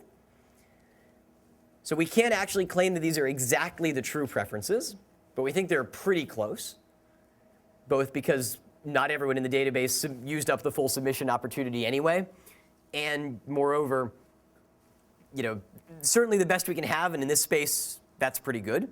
Also, moreover, if you wanted to really try and tease it down on cardinal domains, some of these schools are really far away from each other. So if you look at the set of schools people could actually reasonably go to, it's probably a subset of the 9. But I can't defend that too much more strongly than that. You're going to have to trust me, and we'll assume that people are going to submit the same preferences, because the mechanisms are both strategy proof except for the truncation component. And the total changeover is actually huge. It's 18% of the slots. What's happening, well, we can cut the data in several different ways. If we switch to fill the open slots last, it's almost entirely at the loss of the tier 1 students, so 91 seats lost. And they're sort of spread across, but it's actually mostly to the benefit of the tier 3 students. So the richest students are doing fine anyway. It's these guys who are in the second richest socioeconomic class who are getting the additional benefit. More striking, perhaps, if you set it up so that the open slots are at the bottom, then you actually convert the reserves into quotas. So here's the 15% reserve at each school. And here's the tier 1 allocation. 7 of the 9 schools, they just get their reserve slots. They don't get a single open slot. Even the tier 2 students, that's true at 4 of the schools. So this ad hoc decision, and it really seems like it was just a coding decision, like, oh, shoot, we got to break this tie. Let's do it one way or the other. This coding decision can have a huge impact. If they'd done it the other way, the mechanism would have turned out totally differently. Last cut, this is probably clear by now, but Tier 1 really does unambiguously prefer the current mechanism to filling the open slots last. Tier 1 is the richest people. No, Tier 1 is the poorest. So the poorest students prefer the current system where they have this additional access. They'd probably prefer James's even more, but as has been said, maybe that's not sort of the most political economy feasible sounding idea, and maybe we don't want to do it because it seems unfair on other grounds. Here, one way to think about what's going on, and you can like it this way or not, they set specific reserve numbers. They decided how many slots they wanted to reserve for students of each type. The order of the tie-breaking introduces a bias. It happens to be in a bias that goes in the direction of the stated policy goal, right? The bias is essentially trying to give the access to the minorities who wouldn't have normally gotten in or had any opportunity to get in before. But nevertheless, they introduced a bias just through this ad hoc tie-breaking assumption. And that's worrisome in all directions, right? So here the bias goes in what we think is probably the right direction, but it's also just fundamentally a bias they didn't understand. This is particularly worrisome because a similar thing goes on in Boston. So here's Chicago, here's Boston. So now Boston is also using a mechanism that has two different types of priorities within school. There are open slots that are school choice slots, essentially, and then there are walk zone priority slots that give walk zone priority. So the reasons for this are twofold. One of them is that the walk zone lobby is pretty strong. They bought houses in good neighborhoods and they'd like to be able to send their kids to the good schools. The other, which is perhaps sort of an even more politically clear reason, it's expensive to bus students all over the place. And if you favor the students in the walk zone, then you save on busing costs. So Boston has two very powerful school choice lobbies. One of them is the choice lobby, the one that wants sort of all the slots at all the schools to be open, and one of them is the walk zone preference. And so Boston split them in half. So they divide each school into two sub-schools, and they assume that the walk zone sub-schools are filled before the open ones. So there's a bit of a puzzle. So the stated policy goal in Boston, if you look at all the recent literature, the quotes from the mayor and so forth, is to reduce the transportation costs. Their transportation costs are through the roof. They really want these walk zone priority students getting a lot of access. They want to favor the walk zone students. So just like the Chicago schools like to favor the poorest students, Boston wants to favor the walk zone students. Well, here are their two mechanisms side by side. So Chicago fills the open slots and then the reserve slots. Boston fills the walk zone slots and then the open slots. So we've just seen that filling the reserve slots last favors the minorities.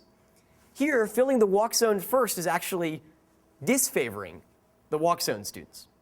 So in Boston, they have affirmative action for walk zone students, and their bias is going against what is at least their stated policy goal. We don't have data from them to speak of, so I can't tell you whether the number is as big or as significant as we saw in Chicago, but at least Chicago seems to have biased in the right direction, and Boston appears to have biased in the wrong direction. Yes? Other than being in the walk zone or not, what are they ranking students on? Good question. So I believe in Boston it's just a randomized tiebreaker within group. So there may also, I don't remember whether there's also a sibling component in the Boston system, but we haven't talked very much about this at all. But really, there are these big indifference classes. I drew this diagram yesterday briefly. So there's sibling and walk zone, sibling and non-walk zone, no sibling, non-walk zone, no sibling. These are huge indifference classes, right? There's sort of at most 4 of them in a school system per school. What they actually do then is they draw randomized tiebreakers among the students. So it's ex ante, a lot of the fairness properties hold ex ante. So here what's going on, essentially the students who have high walks, or who are in walk zones, but are looking at the walk zone slots are giving, and have high lottery numbers, are giving up their good lottery numbers. Those lottery numbers are being wasted. just like in Chicago, sort of the minorities who had the high scores when we moved the reserve slots to the top, they're wasting their high scores. In Boston, what's going on is the students who have high lottery numbers and are in the walk zone are wasting the high lottery numbers. Yes? With all these changes in assignment mechanisms in Boston, has anyone looked at whether housing prices are influenced by the mechanism? That's a very good question. That paper has not been written yet, to the best of my knowledge, although I think someone is currently working on it. Because we talked a little bit about that we don't know the ultimate outcomes of this, but that's actually at least it's a signal of parents. No, you're completely right. You're completely right. And this change is now long enough ago that we'd expect the housing prices to absorb some of it. I'm surprised that this paper hasn't yet been written, particularly Parag, who has the school choice data, also writes on the housing market in independent work. So I have some evidence to suspect that someone is currently writing this paper, but hasn't been written yet. Certainly seems like a very natural exercise to do. Lots of people, lots of that data is public, right? You can find out what the housing prices in Boston are. You guys should think about it. Okay.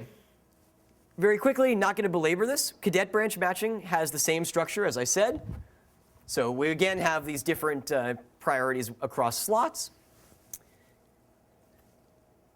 So what do we do?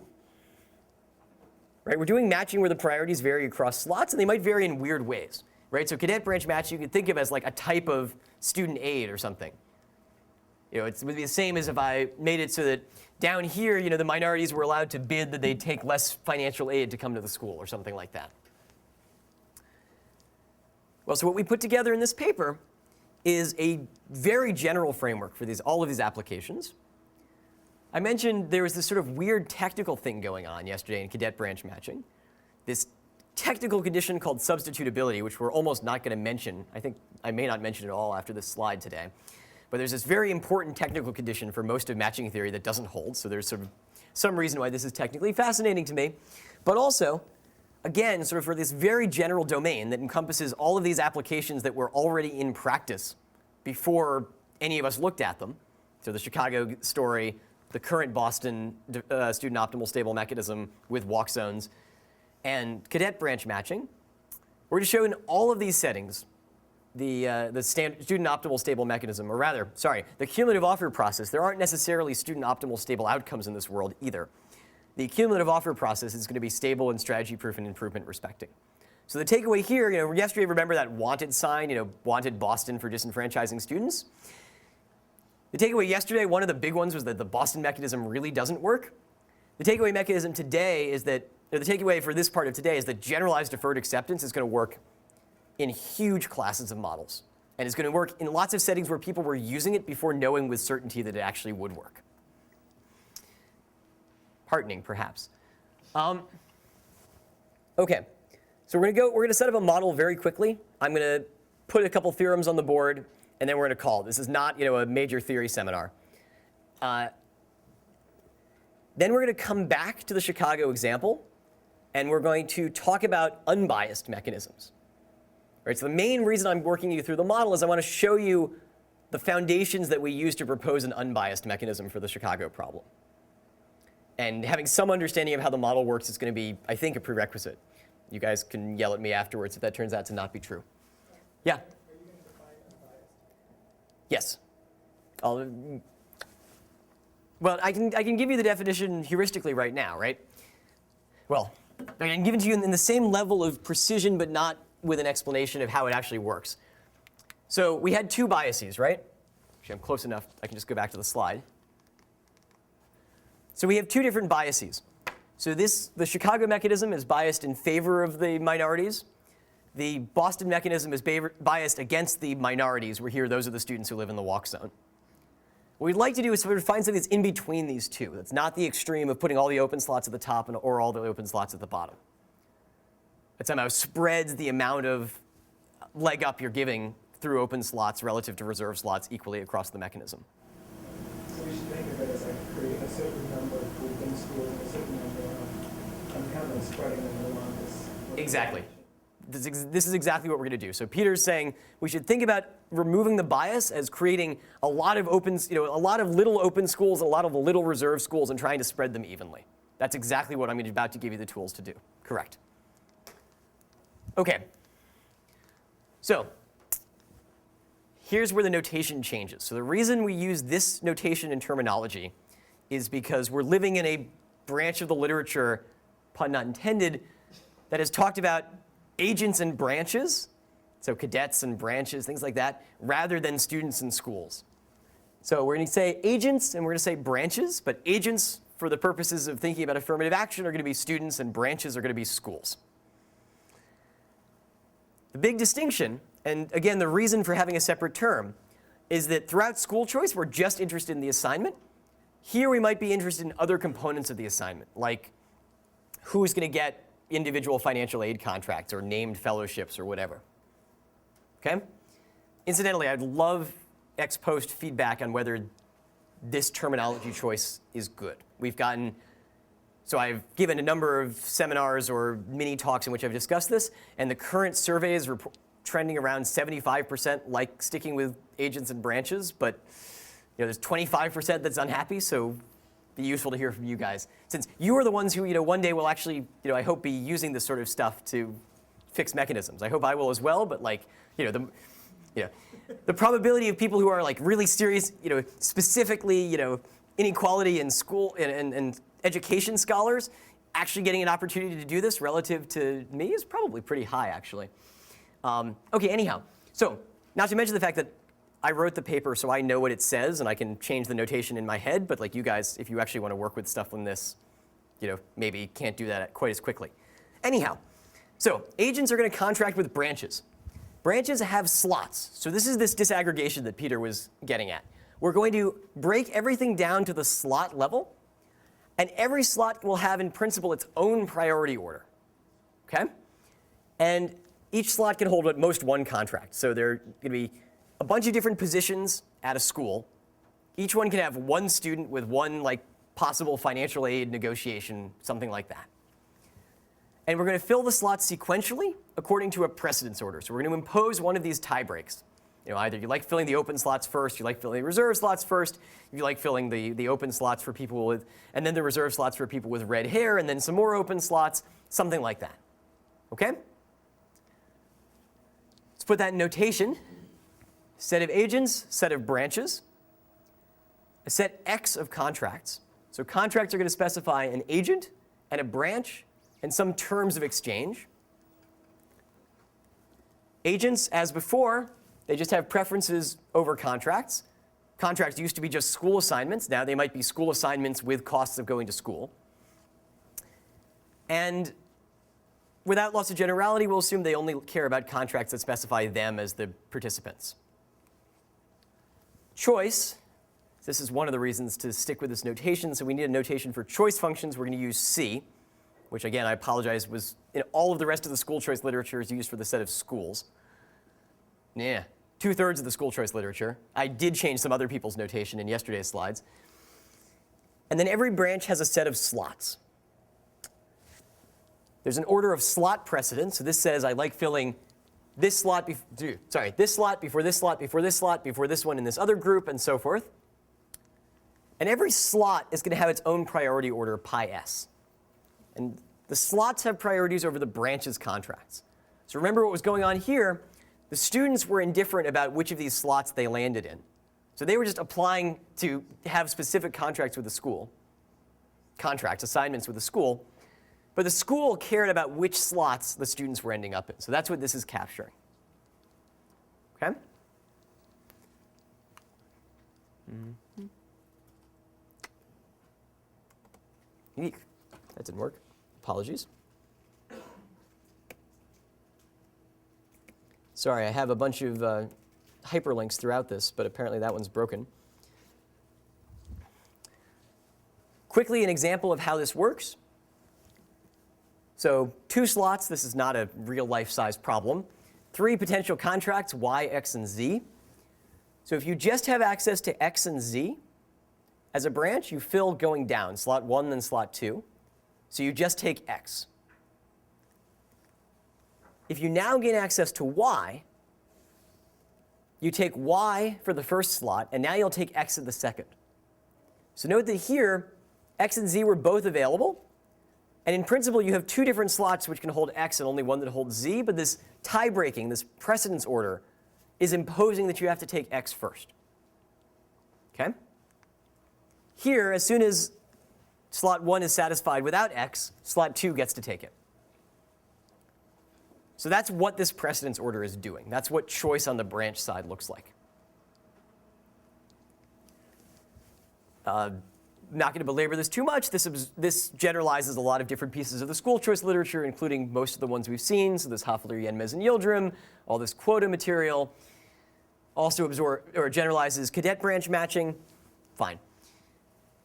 Stability, last stability definition for the day.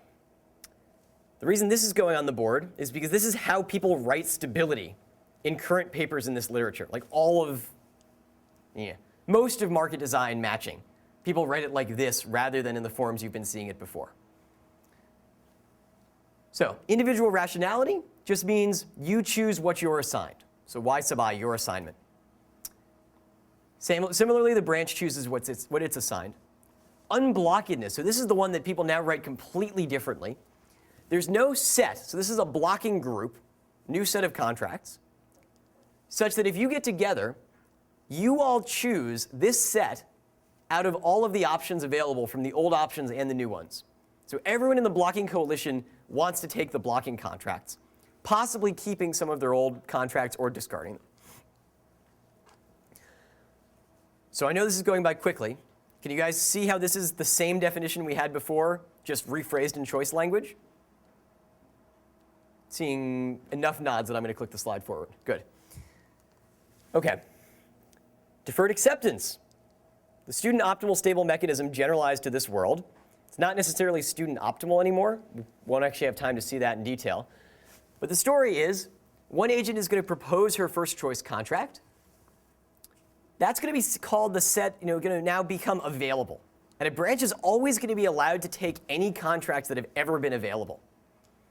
So we're not going to have this rejection anymore in the same way. We're just going to have sort of holding and not holding others. So as before, we're not going to finalize the assignment until the end of the algorithm.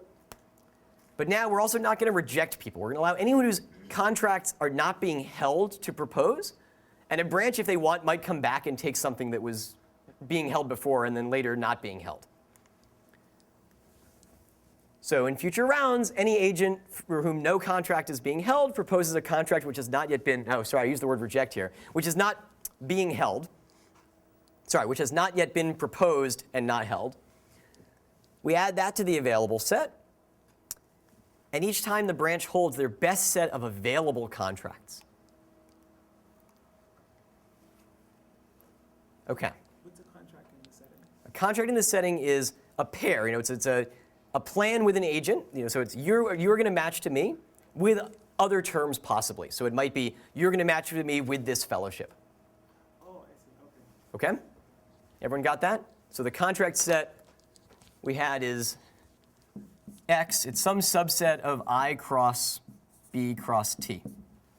So T is these terms. That's the that's the fellowships or the extra research assistants or something like that. So are you going to talk about how you're getting this priority order in these schools? Like, do they actually give you priority orders of each of Yes. these constructed schools? So again, we're assuming that the priorities are exogenously given either by the schools or the school board or something like that without them being strategic players. Yes, Stephen, I'm watching the time. The cumulative offer mechanism imposes the outcome of the cumulative offer process, and the central result, it's stable and strategy proof. So this looks like a standard result, sort of the result we've been seeing all over the place throughout this sequence of talk. It turns out to actually be non-standard. We have to go through a fairly complicated set of steps to get there. The reason being that usually there's alignment of interest among the agents. In these markets, there aren't. You can sort of think about it as the agents are fighting over the fellowships, even if they're not fighting over the seats of the school. And sometimes the school really wanting to give away certain fellowships might cause it to be the case that you have some agents getting them who wouldn't get them in the outcome of the cumulative offer process. But nevertheless, we can sort of build a different matching market. And here you have to do some theory lifting. We show that the cumulative offer process outcome is actually the same as running the student optimal stable mechanism in a different market, sort of an imaginary market where we fully disaggregate the slots.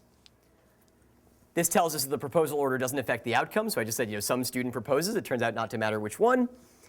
And we get that the cumulative offer mechanism is stable and strategy proof. OK. So show a bunch of other things. So stable and strategy proof, independent of the proposal order, selects an agent optimal stable outcome when they exist. So unlike that result that said you can't select the Pareto optimal and stable one when they exist, we can actually show that here the cumulative offer process does select agent optimal stable outcomes if they are there. So this is another reason to propose it to prefer it ex ante. And then respects improvements. This lets us rederive some of these Haefele, Yenmez, and Yildirim results. But also, and this is where I want to go right now, lets us look at an unbiased mechanism for Chicago school choice. So what does an unbiased mechanism look like here? So Peter called it early. We're going to cut up all the schools into a number of different slots. And then we're going to have some open slots, some reserve slots, some open slots, some reserve slots.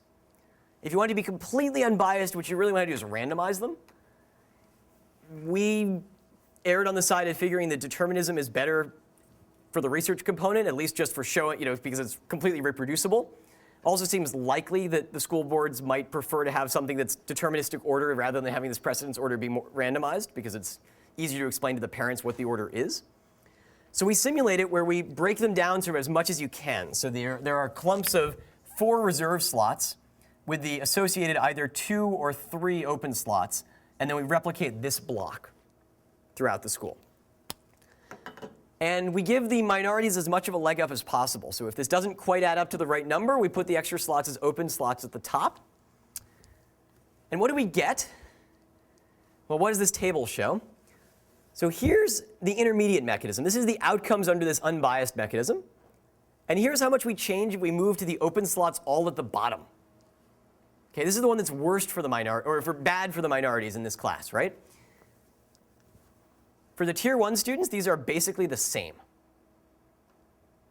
So the unbiased mechanism, you might ex ante think was going to land you in the middle. But in fact, it lands you in this position where the tier 1 students end up as badly off as if we put all the open slots at the bottom. So in some sense, this means that the Chicago mechanism is very biased in favor of the tier 1 students. Again, this is in the direction that Chicago wants, but it's a lot. Why is this? Well, it turns out that the test scores are very heterogeneous. So the highest scoring tier 1 students are still really low scoring relative to the population. And so if you fill some open slots, those go to tier 4 students, tier 4 and 3. Then you take the top tier 1 students and give them reserves. Well, now the next highest scoring students remaining are all the upper tiers. And you repeat this process. And so it's basically doing the same thing. And you can see all of the motion is actually going on at the upper tiers. There's some trading between tiers 4 and 3 and 2. But the tier 1 students look as bad under this as they did with the open slots last. All right, so that's slot-specific priorities. So this is a fairly flexible framework to build these mechanisms. I don't claim it's the be-all, end-all, but it's nicely designed to try and fit within the scope of what their algorithms are currently doing and simultaneously allow them to remove some of the biases they have to the greatest extent you can in a finite market. So it would be perfectly unbiased to do what we just did in a continuum-sized market. None of them are actually that big for some reason. Last couple of minutes. Let's just see where we went. So we're going to do the who, what, where, when, and how, and why. Did I do that? Yes. Out of order, but that's OK. So what is market design? You've seen this slide now. This is the 3rd time, I think. Application of economic principles and game theory to the design and redesign of market institutions. If you got nothing from this series, please remember that fact. OK, good. Why do we do this? Well, because a lot of these things are hard. So we face all these impossibility theorems. Markets can't always find sort of the perfect ideal mechanism on their own, because sometimes it just doesn't exist. So it's hard to think about how you balance fairness, efficiency, and incentives. And market design gives us tools to think about these trade-offs more intelligently. OK. What does it have to do with inequality? It's about reducing frictions and ensuring access and possibly more, just information. The Kojima and Hafalir Yenmiz Yildirim sort of, and to some extent also this Chicago stuff, simple changes in your mechanism can actually have serious welfare consequences that you don't notice unless you sit down and try and really work them out. Think about them like an engineer would. Where is it effective? So one of the reasons we've talked a lot about school choice, much of the work that's been done has been in school choice. Why has most of the work been done in school choice? Well, it's a very self-contained problem. Well, anyway, to a first order, it's a very self-contained problem. Just the choice problem is self-contained. What this does to outcomes, not so much. But it's a very self-contained problem where you can understand all the moving parts, and there's usually one political body that controls it. Thus far, market design has mostly worked on self-controlled problems, self-contained problems. We've worked on school choice. We've worked in the medical match. Some work on cadet branch matching, spectrum auctions, eBay in some sense is market design. But it's in markets where you can sort of grip the entire problem. I think one place market design needs to move is towards sort of bigger worldview. And that's part of what's been going on in the current state of the school choice literature with school improvement and growth and so forth. But we need more of this. Thus far, it's been in very closed, contained environments. And then finally, who should practice market design? I hope that some of you will. QED.